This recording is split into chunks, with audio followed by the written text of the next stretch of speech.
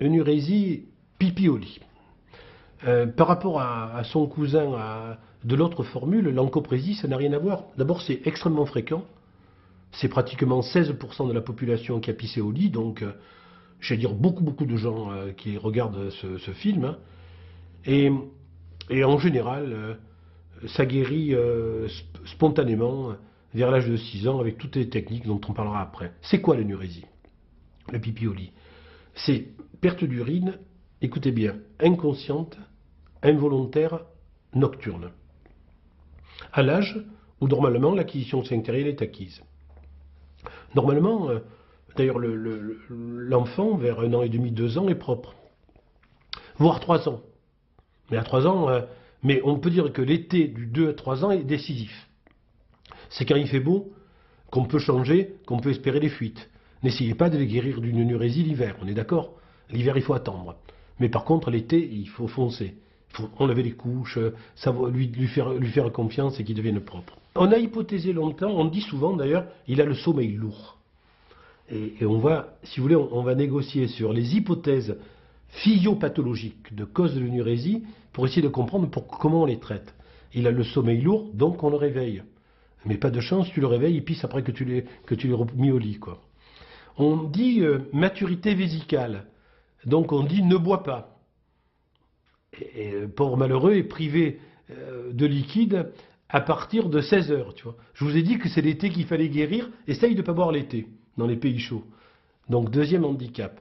Il y a pire, on te met un réveil pour te réveiller, on fait sonner un réveil pour te réveiller, et les troubles du sommeil et d'anxiété aggravent l'énurésie, parce qu'on verra après que l'énurétique est souvent anxieux, souvent fragile.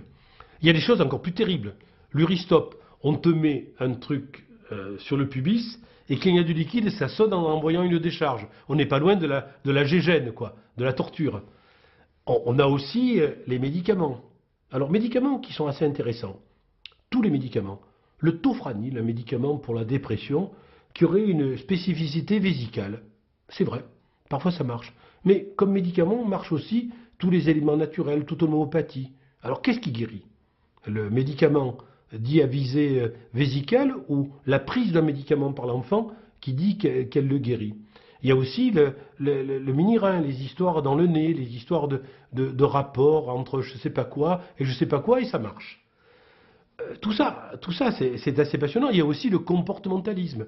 Tu fais un cahier, quand tu fais pipi, il pleut, et sinon tu dessines un soleil. Il y a même des trucs où on colle, quand on est vraiment feignant, on colle le soleil, on fait le cahier. Et puis on présente le cahier à son pédiatre, à son médecin ou à son psychiatre, et on voit le nombre de soleils. On tient là quelque chose de plus intéressant. La psychothérapie, j'oubliais, la relaxation, mais j'y reviendrai. On tient là quelque chose de plus intéressant. Le nurétique va se guérir. Alors attention à la grand-mère qui a dit ton père a pissé au lit jusqu'à 6 ans.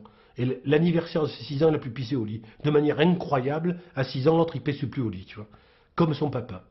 Alors est-ce qu'à 6 ans, la maturité vésicale est acquise juste à l'anniversaire? Tac, l'anniversaire sonne et l'autre ne pisse plus. Non, c'est pas ça.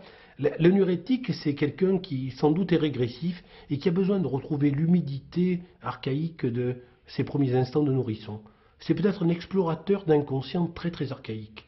Je suis un bébé, je me mouille, on me nettoie, on me change, on s'occupe de moi, on me lange, on me talque, on me met une couche. Je suis un bébé, je suis un bébé, je suis un bébé, sauf que, oh le bébé va se dissociabiliser. Alors, on est bien d'accord que tout marche, toutes les techniques sont opératoires, sauf l'horreur du brrr, le truc qui sonne, électricité.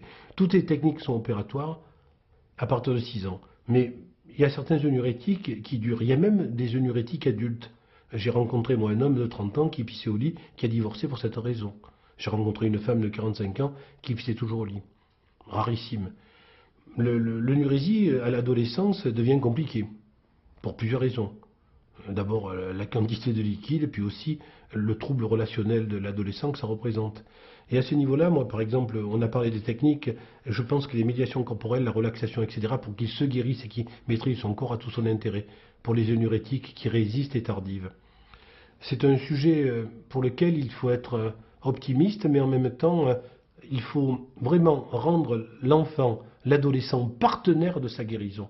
Tu te guériras et ce sera un beau cadeau que tu nous feras, mais surtout un cadeau pour toi. Le rendre responsable et est prioritaire de sa guérison, est aussi un des fondements thérapeutiques du traitement de l'énurésie.